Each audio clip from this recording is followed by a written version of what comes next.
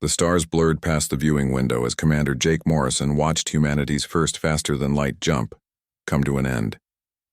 After 3 years of testing, the Horizon had finally made it work. They had traveled 30 light-years in just under 3 hours. The crew was celebrating when the sensors started screaming. "Sir, we have contacts. Multiple ships surrounding us." Captain Lauren Hayes moved quickly to the tactical station, her hands flying over the controls. Jake's stomach dropped. They weren't alone out here after all. The alien ships appeared on screen. They were massive, each one 3 times the size of the Horizon. Their hulls gleamed like polished silver, covered in symbols that seemed to glow with inner light. There were 12 of them, arranged in a perfect circle around humanity's small vessel. "Receiving a transmission," said Dr. Amy Chen from her station. She was the xenobiologist, the one they'd brought along just in case. Nobody had actually expected to meet anyone. It's translating itself somehow. "The signal is adapting to our language. Put it through," Jake ordered. A voice filled the bridge, calm and ancient. "Vessel Horizon, you have entered Valorian space. Power down your weapons and prepare to be escorted. You will stand before the council." Lauren looked at Jake, her hand hovering over the weapons console. He shook his head. Weapons wouldn't help them against 12 massive warships. Do as they say. Power down everything except life support and engines. The journey to the Valorian homeworld took 6 hours. The alien ships guided them through a region of space filled with stations and vessels of hundreds of different designs. This wasn't just a civilization. This was an empire, or maybe something even bigger. The planet below was beautiful. 3 moons hung in the sky, and the surface glowed with cities that seemed to blend perfectly with the natural landscape. The Horizon was brought to a landing platform near a massive building made of white stone that seemed to shift colors in the sunlight. They were escorted inside by Valorian guards. The aliens were tall, nearly 7 feet, with blue-gray skin and large eyes that held an intelligence that made Jake uncomfortable. They moved with a grace that suggested immense strength held carefully in check. The council chamber was enormous. 12 thrones sat in a semicircle, each occupied by a Valorian who looked ancient beyond measure. The human delegation stood in the center, feeling very small and very young. One of the Valorians stood. His robes were the color of deep space, marked with symbols that seemed to record a history too long to comprehend. "I am Elder Kavrith. This council has existed for 40,000 years. In that time, we have encountered 847 species at various stages of development. You are the 848th. Amy stepped forward, her voice steady despite her fear. "We mean no harm. We didn't know anyone else was out here. We're explorers, scientists. We just want to learn." Another Valorian, this one with harsh features and cold eyes, spoke up. "We know what you are. We have observed your world for the past century. We have studied your history, your cultures, your wars. The question before this council is not what you want. The question is what you deserve." Jake felt a chill run down his spine. "What do you mean?" Kavrith gestured, and a holographic display filled the air between them. Images from Earth's history began to play. Wars, genocides, environmental destruction, nuclear weapons. The Holocaust, Hiroshima, Rwanda. The images came faster and faster, a catalog of humanity's worst moments. "This is your legacy," the harsh Valorian said. "Violence, tribalism, destruction of your own world. Every species reaches a crossroads. Some choose wisdom, some choose extinction. You appear to be choosing the latter." "That's not fair," Lauren said, her military training keeping her voice controlled but hard. "Every species has a dark history. You can't judge us only by our worst moments, and can we not?" Another counselor asked. "Your species achieved the capability for spaceflight 60 years ago. In that time, you have launched weapons into orbit, created plans for military dominance of your system, and nearly destroyed your planet's ability to support life. You move toward the stars not with wonder, but with the mindset of conquerors." Amy was pulling up her own display now, her fingers shaking but determined. "Then look at this. Our art, our music, our literature. Look at the people who fought against the darkness. Look at the billions who live quiet lives of kindness. Look at our capacity for change." She showed them paintings and sculptures from across human history. She played them symphonies and songs. She displayed acts of courage and compassion, people who had sacrificed everything for others, movements that had pushed humanity toward something better. "We're not perfect," Amy said. "We've never claimed to be, but we're learning. We're growing. Every generation tries to be better than the one before. The council was silent for a long moment. Then Kavreth spoke. The standard protocol is clear. Species are evaluated and given one of two judgments. Either they are welcomed into the galactic community, or they are quarantined to their home system for 10,000 years, given time to mature or destroy themselves in isolation. 10,000 years. Jake couldn't keep the shock from his voice. For a species to change its fundamental nature requires time beyond your current comprehension, Kavreth said. The question before us is which judgment applies to humanity. Let us vote, the harsh Valorian said. I call for permanent quarantine. Humanity has shown nothing to suggest they deserve contact with civilized species. One by one, the council members cast their votes. Jake watched in growing despair as the tally climbed. 10 votes for quarantine, 11. Only Kavreth remained. The ancient elder stood slowly. For a long moment he studied the three humans before him. Then he looked at his fellow council members. I vote for mercy, he said quietly. The chamber erupted in shocked murmurs. The harsh Valorian stood. On what grounds? You have seen the same evidence we have. Kavreth gestured to the displays Amy had shown. I have reviewed their cultural archives for the past 3 months. I have studied their art, their music, their stories. I have read their philosophies and their dreams. No species that can create such beauty, that can dream of becoming better than they are, should be denied the chance to grow. They are violent, another counselor protested. They are young, Kavreth replied, as we were once young. As every species in this chamber was once young. The difference is not in their capacity for darkness. The difference is in their awareness of it and their desire to overcome it. Look at their history not as a catalogue of failures, but as evidence of a species struggling toward light. The council argued for hours. Finally, a compromise was reached. Humanity would be spared, but they would be given a task. Return to their system, grow, change, prove themselves. In 200 years, they would be evaluated again. As the Horizon prepared to depart, Kavreth met privately with Jake. The ancient alien placed a hand on the human's shoulder. I am giving your species the most precious gift in the galaxy. I am giving you belief. Someone believes you can become more than you are. Do not waste it. Jake looked into those ancient eyes. Why? Why take the risk? Kavreth smiled, an expression that held millennia of wisdom and sadness. Because once, long ago, someone took the same risk on us, and it saved us from ourselves. The Horizon lifted off, carrying its crew back toward Earth. Behind them, a beacon activated, marking human space with a simple message in hundreds of languages. Here dwells a young species. They have been given time. Watch them. Wait. Have faith. Jake stood on the bridge looking at the stars and made a silent promise. Humanity would prove Kavreth right, no matter how long it took. The broadcast went out to every screen, every device, every connected human on Earth and the colonies. Commander Jake Morrison sat before the cameras, his face showing the weight of what he had to say. We are not alone in the universe, he began, and we have been found wanting. He told them everything. The Valorians, the council, the vote, the 200 years they had been given to change. When he finished, the world fell silent. Then it erupted. President Ryan Carter called an emergency session of the United Nations 3 days later. Representatives from every nation gathered, and for once, nobody was arguing about borders or resources or old grievances. They were all staring at the same terrifying truth. We have 200 years, Carter said, not to prepare for war, not to build weapons, but to become worthy. The question before us is simple. What kind of species do we want to be? The debate lasted for weeks. Some called for isolation, for humanity to reject the Valorian judgment entirely. Others demanded military preparation, sure that the aliens would return as conquerors. But slowly a third voice grew louder. It came from scientists and artists, from teachers and students, from ordinary people who had watched Jake's broadcast and felt something shift inside them. We need to change, they said, not for the Valorians, for ourselves. The first step was the hardest. Nations had to give up power. Corporations had to sacrifice profits. People had to let go of old hatreds. But something remarkable happened.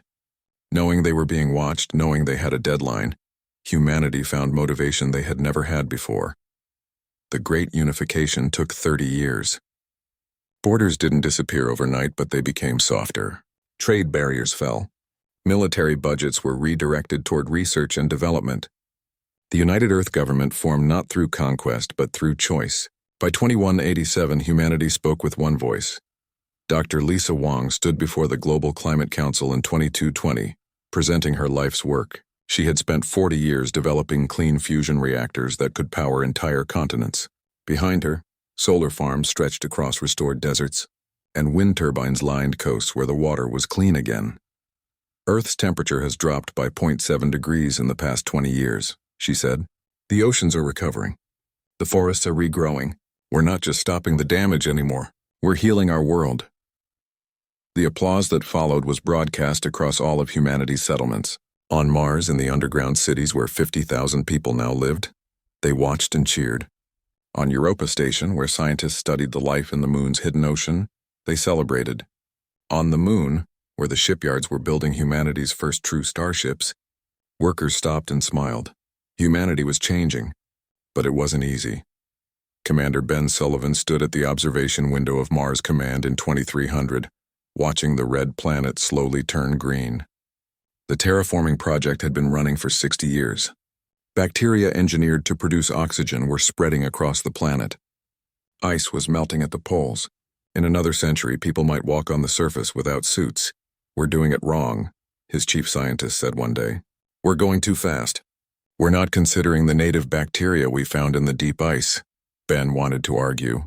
The project was ahead of schedule. Earth was watching. But he remembered why they were doing this. Not to conquer Mars, but to grow beyond Earth responsibly. Slow it down, he ordered. Preserve the native life. We'll take an extra 50 years if we have to. We do this right or we don't do it at all. The decision cost him his promotion, but it earned humanity something more valuable. Respect for life beyond their own needs. The Cultural Revolution was even more profound than the political one. Art flourished like never before. With basic needs met through advanced technology, millions of people had time to create. Museums in New York displayed paintings alongside sculptures from the lunar colonies.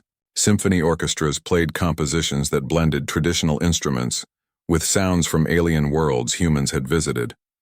Philosophy became popular again. Universities offered courses on ethics, on the nature of civilization, on what it meant to be worthy. The most common question asked in these classes was simple. What would Kavreth see if he looked at us today? The name had become a touchstone. Kavreth, the alien who had believed in them when his own people had not. Children learned about him in schools. Artists painted him. Poets wrote verses about the ancient being who had given humanity a chance. Jake Morrison lived to see the year 2240. He spent his final years writing, teaching, speaking to anyone who would listen about the responsibility humanity carried. His funeral was attended by millions either in person or through broadcast. His great-granddaughter, Kate Morrison, was 15 years old when he died. She sat in the front row, holding his old journal, listening to the speakers talk about the man who had changed everything.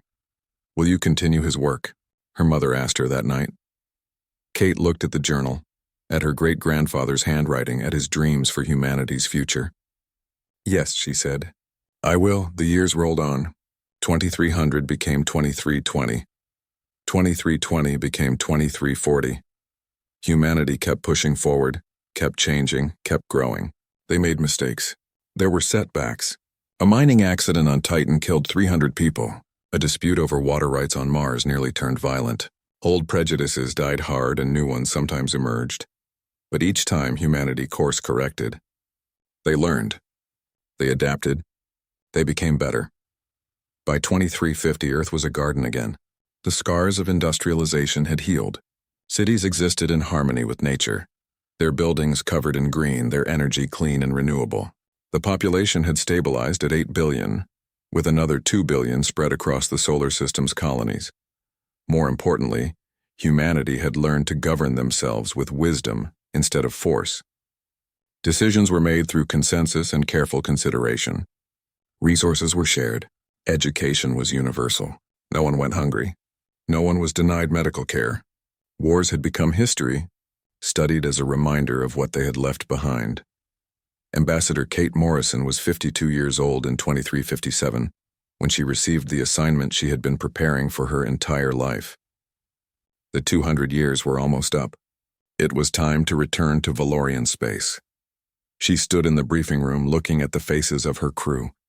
Tyler Grant would pilot their ship. Megan Park would document everything. 50 others would accompany them, representing the best of what humanity had become. "We're not going to beg for acceptance," Kate told them. "We're going to show them what we've achieved. We're going to prove that Kavreth's faith in us was justified." The ship they traveled in was called the New Dawn. It was built with human technology, developed over 2 centuries of hard work. It wasn't as advanced as Valorian ships, but it was theirs. They had earned it. As they made the jump to Valorian space, Kate held her great-grandfather's journal. She read his words one more time. "Kavreth gave us belief. Now we must give ourselves proof." The Valorian ships appeared on their sensors just as they had 200 years before, but this time Kate wasn't afraid. This time humanity was ready. The message came through. "Ambassador Morrison, the council awaits." "Welcome back," Kate smiled. They had called her ambassador, not intruder. They had said welcome. It was a small thing, but it meant everything. "Take us in, Tyler," she said. "It's time to show them what we've become." The New Dawn moved forward, carrying humanity's hopes toward a judgment they had spent 2 centuries preparing for. Behind them, Earth and all its children waited and believed, not because an alien had told them they could change, but because they had proven it to themselves. 200 years. 8 generations. Billions of people working toward a single goal. And now finally they would learn if it had been enough. The council chamber looked exactly as Jake Morrison had described it. Kate stood in the same spot her great-grandfather had stood 2 centuries before, but everything else was different. She wasn't afraid. She wasn't ashamed. She was proud. The 12 thrones held the same council, though Kate knew that some of the faces had changed. Valorians lived for thousands of years, but even they were not immortal. Yet there in the center throne sat Elder Kavreth. He looked older, more fragile, but his eyes still held that deep wisdom. Counselor Threnix, the one who had argued most strongly for humanity's quarantine, spoke first. His voice was sharp with skepticism. 200 years have passed. The allotted time is complete. Ambassador Morrison, you stand before this council to prove that humanity has earned the right to join the galactic community. Kate stepped forward. Tyler and Megan flanked her, along with representatives from Earth's unified government, Mars, Europa, and Titan. They carried data drives, cultural archives, and testimony from thousands of humans about the changes their species had undergone. "We don't ask for acceptance," Kate said clearly. "We come to demonstrate what we have achieved. 200 years ago, you gave us a choice: change or fade into isolation. We chose to change." She activated the holographic display. Earth appeared, rotating slowly. The planet glowed with green and blue, its cities visible as lights that blended with the natural landscape rather than overwhelming it. "This is our world. 200 years ago it was dying. We had poisoned our air, our water, our soil. We had pushed thousands of species to extinction. We were consuming our planet faster than it could regenerate." Kate's voice was steady. "Today Earth is healing. We have restored 60% of the forest we destroyed. Ocean life has rebounded. The air is clean. We did not do this with alien technology. We did it through choice and sacrifice." The council watched in silence. Kate continued, showing them Mars with its growing biosphere, carefully balanced to preserve the native life forms discovered in the deep ice. She showed them the colonies, each designed to exist in harmony with its environment, rather than dominating it. But environmental healing was just the beginning, Kate said. She changed the display to show the United Earth government. We unified, not through conquest, but through cooperation. Our world government represents every culture, every people. We made decisions together. We shared resources. We ended the wars that had plagued us for millennia. Threnix leaned forward. Noble words, but words are easy. What proof do you offer that this change is real and lasting?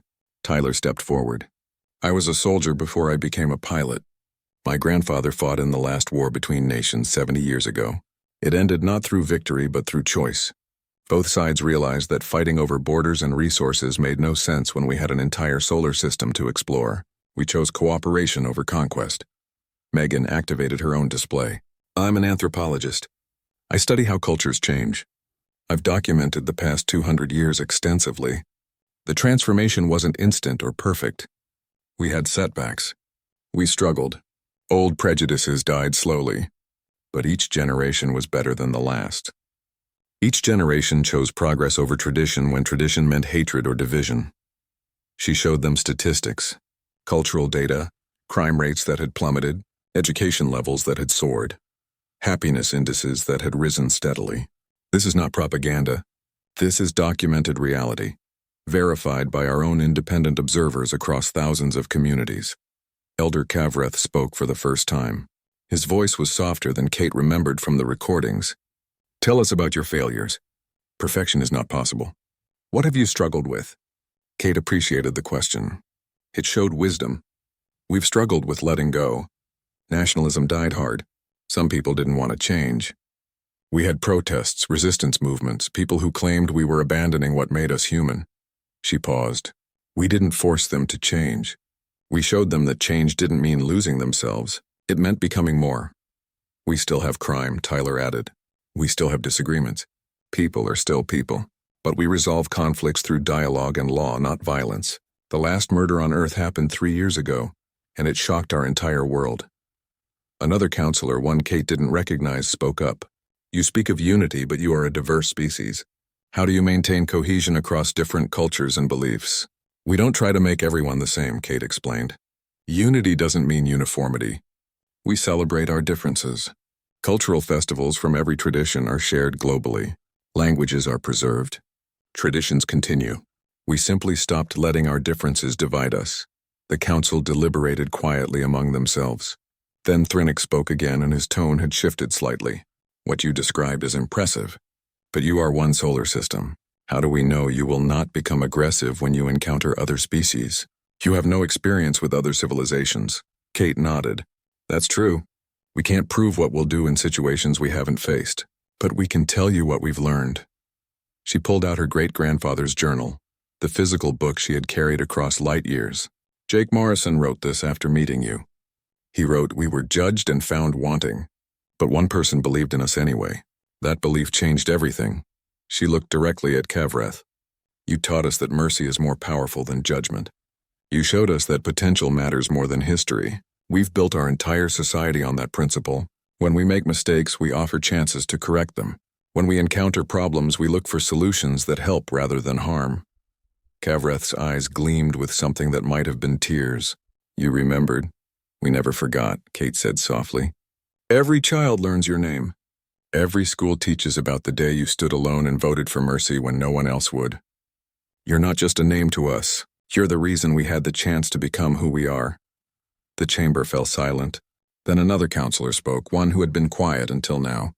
In 50,000 years of Valorian history, we have encountered 847 species. We have given second chances to 93 species. Of those, only 12 proved themselves worthy of joining us. Kate felt her heart race. 12 out of 93. The odds had been so much worse than she had known. The counselor continued. The average time for successful transformation is 800 years. Some took over 1,000. You have done in 200 years what normally requires 4 times as long. Thrinnick stood. For a long moment he stared at the humans before him. Then he did something unexpected. He bowed his head. I voted against you 200 years ago. I believed you were too violent, too divided, too young. I was wrong. What you have achieved is remarkable. I formally apologize for my lack of faith. Kate felt emotion well up in her chest. You don't need to apologize. Your skepticism was earned by our history. We're just grateful you gave us the chance to prove otherwise. Elder Kavreth rose slowly from his throne. He moved carefully, his age clear in every movement. He approached Kate, and she realized he was even taller than the recordings had shown, but also frailer. Child of Earth, he said gently, you have done something beautiful. You have taken a gift and multiplied it beyond measure. I cast 1 vote for mercy, and you transformed it into a civilization built on hope. He turned to face the full council. I call for a vote. All in favor of welcoming humanity into the galactic community. One by one, the counselors stood. Every single one. Even Thrinnick's. 12 votes for humanity. Unanimous. Kate felt Tyler grip her shoulder to steady her. Megan was crying. The other humans in their delegation were embracing each other, laughing and weeping at the same time. Welcome, Kavreth said. Welcome to the stars. Welcome to the community of civilizations. Welcome home. The next 3 days were a blur of celebration and preparation. Humanity would be given access to the galactic networks, to the accumulated knowledge of thousands of species. They would be assigned ambassadors, given territories to explore, invited to participate in the council itself. But for Kate, the most important moment came on the third day. She found Elder Kavrith in a garden near the council chambers. He was sitting on a bench looking up at the stars. "Thank you," she said simply. "I did very little," Kavrith replied. "You did the work. You gave us the chance." Kate sat beside him. "Can I ask you something? Why did you believe in us when everyone else had given up?" Kavrith smiled. "Because I saw something in your art, your music, your stories. I saw a species that dreamed of being better, and any species that dreams of improvement, that imagines a future brighter than its past, deserves the chance to reach for it." 3 days later, Elder Kavrith died peacefully in his sleep. He was 14,000 years old. Kate stood at his memorial service alongside thousands of Valorians and hundreds of beings from other species. She read from Jake's journal, sharing her great-grandfather's words about the alien who had changed human history forever. As Kavrith's body was committed to the stars, Kate made a silent promise. Humanity would honor his memory not with monuments or holidays, but by extending the same mercy he had shown them. Someday, somewhere, they would encounter another young species struggling with its own darkness, and when that day came, humanity would remember. 100 years passed since humanity's acceptance into the galactic community. They had been good years, years of growth and discovery. Humanity had spread to 20 new worlds, each colony established with care and respect for native ecosystems. They had contributed new technologies, fresh perspectives, and an enthusiasm that older species found refreshing. Admiral Connor Blake commanded the Joint Fleet Station near the Barrier Nebula, a mixed force of ships from 6 different species. At 45, he was young for such a position, but humans had proven themselves excellent peacekeepers. They understood conflict because they had left it behind. They knew how to find common ground because they had built their entire civilization on it. "Admiral, we're receiving reports from the frontier," his communications officer called out. "Another colony has gone dark. That's the 7th this month." Connor moved to the tactical display. 7 colonies, each on the edge of explored space, each suddenly silent. No distress calls, no survivors, just silence. "Send reconnaissance drones," he ordered. "Full spectrum analysis. I want to know what's happening out there." The answer came 3 days later, and it was worse than anyone had expected. Dr. Rebecca Kim stood in the science lab staring at the data with growing horror. She had been studying xenobiology for 20 years, working at the Galactic Research Institute. She'd never seen anything like this. "They're called the Krell," she said, briefing the command staff. "They emerged from a region we thought was uninhabited. They have technology on par with most galactic species, but they're using it for conquest." The screen showed images captured by the drones. The colonies hadn't been destroyed. They'd been occupied. The inhabitants were alive but enslaved, forced to work in mines and factories. The Krell had taken everything: resources, technology, people. "How many worlds have they taken?" Connor asked. 40 that we know of. They're expanding rapidly, and they're not interested in negotiation." Rebecca pulled up an image of a Krell warrior. They were massive, 8 feet tall with armored skin and 4 arms. They looked engineered for combat. "Every attempt at communication has been met with violence." Ambassador Danny Foster listened to the briefing with a growing sense of dread. At 60 years old, he had spent his entire career as a diplomat, building bridges between species. But the Krell weren't interested in bridges. "We need to take this to the Galactic Council," he said. "This is beyond a border dispute. This is organized conquest." The council chamber was tense. Representatives from 300 species argued back and forth about the Krell threat. The conquered worlds were home to species that had no military, who had lived in peace for millennia. They had no way to defend themselves. "We must respond with force," declared the representative from the Thorian Collective. "The Krell understand only strength. We should assemble a fleet and drive them back to their home system." "Agreed," said another delegate. "Every day we wait, more colonies fall. We have the military capability to stop them. We should use it." Danny listened to the debate spiral toward war. He understood the anger. He felt it too. But something about the situation bothered him. Something he couldn't quite define. "May I speak?" he asked. The chamber quieted.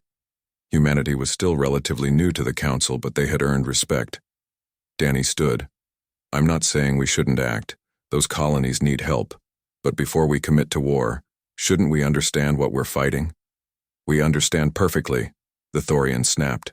"They are conquerors. They are enslaving innocent people. What more do we need to know?" "Why?" Danny said simply. "Why are they doing this? Where did they come from? What drives them?"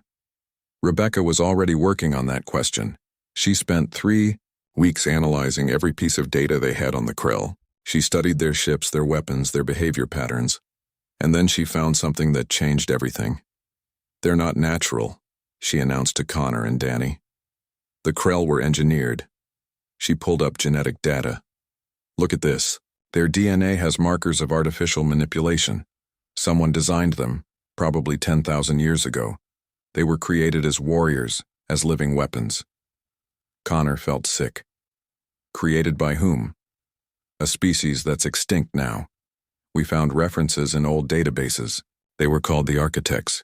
They were wiped out in a war they started, but their weapons survived." Rebecca's voice shook. "The Krell aren't evil. They're doing exactly what they were designed to do. They don't know any other way to exist." Danny sat down heavily. "They're victims, too." The revelation split the council. Some argued it changed nothing. The Krell were still dangerous, still conquering and enslaving. Others, including Danny, argued that it changed everything. If they were engineered to be warriors, then they never had a choice, Danny said. "They've been programmed for conquest for 10,000 years. We can't just destroy them for being what someone else made them." "So what do you suggest?" the Thorian demanded. "Let them continue enslaving innocents while we try to rehabilitate them?" "I suggest we give them what humanity was given," Danny said quietly. "Mercy. A chance to become something other than what they were made to be." The chamber erupted in argument. Half the delegates thought Danny was insane. How could you show mercy to a species actively harming others? How could you risk more lives on the hope that the Krell could change? But some remembered the story of humanity. They remembered how the Valorians had spared a young, violent species. They remembered how that mercy had transformed not just humanity, but the entire galactic community. Elder Virus, a Valorian historian, spoke up. She was young by Valorian standards, only 3,000 years old, but she had studied Kavreth's decision extensively. The Kavreth Mercy is our most famous story. It teaches us that potential matters more than history. Are we willing to apply that lesson again? Connor found himself torn. As a military commander, his instinct was to protect the innocent. That meant stopping the Krell by any means necessary. But as a human, he remembered his history. He remembered that his own species had once been judged too violent, too dangerous to be spared. "If we go to war, thousands will die," he said. "Maybe millions. The Krell are powerful, and they'll fight to the last. But if we find another way, if we can reach them somehow, we might save everyone." The debate raged for weeks. Rebecca presented her findings to the full council. The Krell had been engineered with genetic compulsions toward aggression and conquest. They literally couldn't conceive of peaceful coexistence.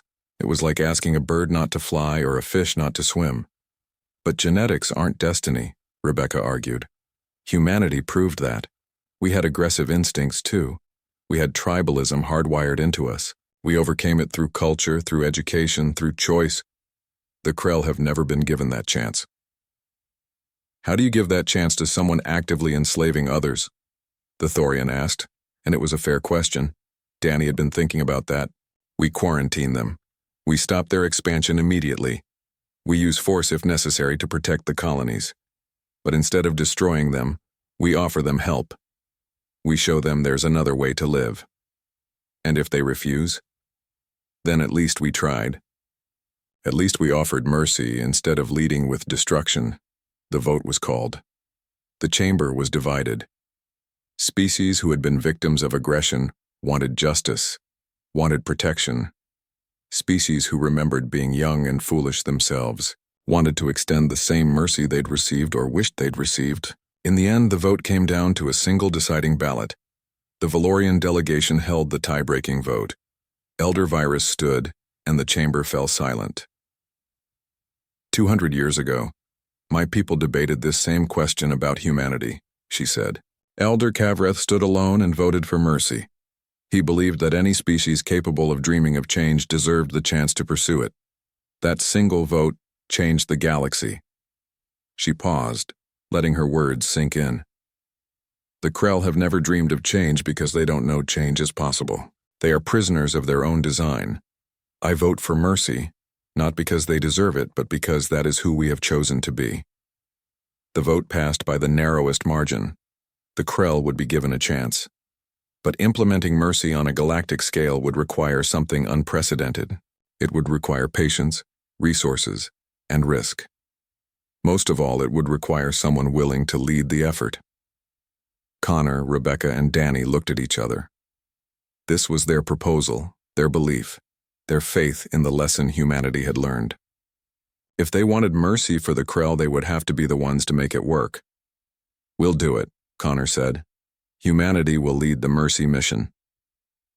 As they left the council chamber, Danny felt the weight of what they'd committed to. They were about to attempt something that had never been done before. Reach a species in the middle of conquest and convince them to choose peace. It would either be their greatest achievement or their most tragic failure. But they had to try. Because once, someone had tried for them, and it had saved them. Now it was their turn to pass that gift forward. The blockade formed around Krell space like a wall of stars. Admiral Connor Blake commanded 300 ships from 24 species, but the fleet had strict orders. Defend, but don't attack. Stop the Krell expansion, but don't destroy them. It was the hardest kind of warfare, requiring absolute discipline and restraint. They're testing us again, his tactical officer reported. 3 Krell ships approaching the line. Connor watched the display. The Krell ships were aggressive, bristling with weapons. They wanted a fight. Every instinct in them demanded conquest. But Connor's fleet held position. Hail them. Same message as always. The communication went out in every frequency the Krell might understand. We don't want to fight you. We want to help you. We know what you are. We know what was done to you. You can be more than weapons, the Krell ships fired. Connor's fleet absorbed the hits on shields and didn't return fire. After 3 hours, the Krell ships withdrew. They always did eventually. They couldn't understand an enemy that wouldn't fight back. They're confused, Rebecca said from the science station. She had been studying Krell psychology for months now. Fighting is the only way they know to interact. When we don't fight, they don't know what to do. Will confusion be enough? Connor asked. It's a start. Confusion leads to questions. Questions lead to thinking. Thinking leads to change. Inside Krell space, the situation was growing desperate. The quarantine meant no new conquest, no new resources, no new slaves. The Krell economy was built on expansion. Without it, they were starving. Ambassador Danny Foster received a message 6 months into the blockade. It was crude, barely translated, but it was the first direct communication from Krell leadership.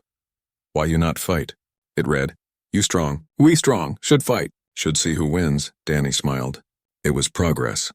He sent a reply, We are strong. But strength isn't just for fighting. Come meet us. Let us show you. The response took 3 days. Meet his trick. You capture us, Danny replied. We promise no capture. We promise safety. We promise truth. Come alone if you want. We will come alone too. Just talk. Another week passed.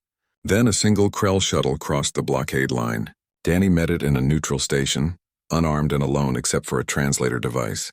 The Krell warrior who emerged was massive, scarred, dangerous, but also curious. I am Supreme Leader Kravax, the Krell said. Why you stop us? We are strong. We take what we need. You take because you were made to take, Danny said gently. But you weren't born. You were designed, created by another species to be weapons. That species is gone now. You're free to be something else. Kravax's expression was unreadable behind his armored features. You lie. We are Krell, we conquer. It is what we are. It's what you were programmed to be. But programming can be changed. Or at least you can choose to act differently than your programming wants you to. Danny pulled up a display. It showed Earth 200 years ago.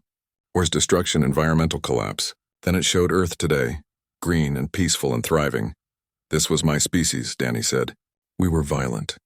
We were divided. We nearly destroyed ourselves. But we changed. Not because it was easy, but because we chose to try. Krevak stared at the images for a long time. How? He finally asked. Someone believed we could, Danny said. And that belief gave us the courage to try. The process took years. It wasn't easy. Many Krell rejected the idea entirely. There were riots, conflicts, resistance movements. But slowly, cracks appeared in the Krell certainty. Dr. Rebecca Kim worked with Krell scientists, helping them understand their own biology. She showed them the genetic markers, the engineered compulsions, the artificial limits that had been placed on their thinking. You feel the urge to conquer, she explained to a group of young Krell. That urge is real, but it's not who you are. It's programming. You can acknowledge the urge and choose not to follow it. But the urge is strong, one of the young Krell said. His name was Vex, and he was only 15 years old. It hurts to resist, I know, Rebecca said. Change always hurts. But pain means you're growing. You're becoming something you weren't before. Nathan Wright was 23 when he volunteered for the Cultural Exchange Program. He was a teacher, specializing in philosophy and ethics. The Krell had neither concept in their society. They had only survival and conquest. What is purpose if not to conquer? A Krell student asked him one day. Nathan thought carefully. Purpose is what you decide it is. You can choose to create instead of destroy. You can choose to help instead of harm. You can choose to build instead of take. But we are not builders. We are warriors. Warriors can protect, Nathan said. Warriors can defend those who can't defend themselves. Being strong doesn't mean you have to hurt people.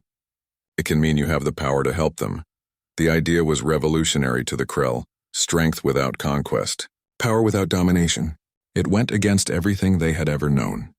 But some of them, especially the young ones, started to wonder. The turning point came in the third year. Supreme Leader Kravax requested another meeting with Danny Foster. This time he brought a delegation of Krell leaders with him. We have watched you for 3 years, Kravax said. You blockade us, but you don't destroy us. You offer food when we starve. You offer medicine when we are sick. You offer teaching when we ask questions. We don't understand. We're showing you mercy, Danny said. The same mercy that was shown to humanity 300 years ago. Why? Because someone believed in us when we didn't deserve it. And that belief changed everything. Now we believe in you. Kravax was silent for a long moment. Then he did something no one had ever seen a Krell do. He lowered his head, a gesture of respect in Krell culture. We want to try. We want to change. But we don't know how. We'll help you, Danny promised. However long it takes. The transformation of the Krell took another 7 years. It was messy, complicated, and difficult. There were setbacks. Some Krell colonies refused to change and had to be isolated. Some Krell warriors couldn't overcome their programming and had to be carefully managed. But the majority, especially the younger generations, embraced the possibility of becoming something more. The freed slaves were rehabilitated and returned to their homes. The Krell dismantled their conquest infrastructure. They began learning to build instead of take, to trade instead of steal, to cooperate instead of dominate. Connor Blake watched the last Krell slave camp close down. The former slaves were boarding ships that would take them home. The Krell guards who had held them captive were the ones helping them board, carrying their belongings, offering apologies in broken translations. We did it, Rebecca said beside him. We actually did it. No, Connor said. They did it. We just gave them the chance. In 2467, the Galactic Council gathered for a historic vote. The question was simple. Should the Krell be granted provisional membership in the galactic community? Supreme Leader Kravax stood before the council, the first Krell to ever do so peacefully. He was older now, scarred not just from battles but from the decade of change his people had undergone. We were made to be weapons, he said, his voice translated for the hundreds of species present. We were programmed to conquer and enslave. We knew no other way. When humanity stopped us, we thought they were weak. We thought their mercy was foolishness. He paused and his voice grew softer. We were wrong. Mercy is not weakness. It is the greatest strength. Humanity showed us that. The Valorians showed humanity that. And now we understand. We want to be part of this community. We want to prove that even weapons can be transformed into tools for peace. The vote was unanimous. The Krell were welcomed. Elder Virus stood at the celebration that followed. She was 4,000 years old now, one of the last Valorians who had been alive during humanity's first judgment. She had spent decades documenting the events that followed Kavreth's mercy. "I have completed my life's work," she announced. She held up a data crystal. "This is the Chronicle of Mercy. It tells the complete story of how the Valorians spared humanity and how humanity spared the Krell. It shows that mercy is not just a kind gesture, but a transformative force." The Chronicle was distributed across the galaxy. It became required reading in schools, studied by philosophers, cited by leaders. The story of Kavreth's single vote and humanity's choice to honor that mercy by extending it to others became the most famous tale in galactic history. Samantha Cole, a historian who had documented the Krell transformation, added a final chapter. She was 60 years old now, having spent a decade recording every moment of the mercy mission. "The irony is beautiful," she wrote. "The Valorians showed mercy once and then hesitated when faced with the Krell. They had forgotten the power of their own gift. But humanity, who had received that mercy, never forgot. They fought to extend it without hesitation, not because the Krell deserved it, but because mercy is what defines who we choose to be." Danny Foster was 77 when he retired from his position as ambassador. He had spent the last 10 years helping the Krell integrate into galactic society. He had become improbably one of the most respected figures in the galaxy. On his final day in office, a young reporter asked him why he had fought so hard for the Krell when everyone else wanted war. "Because 300 years ago, my species was violent and dangerous," Danny said. "We had nuclear weapons. We had wars.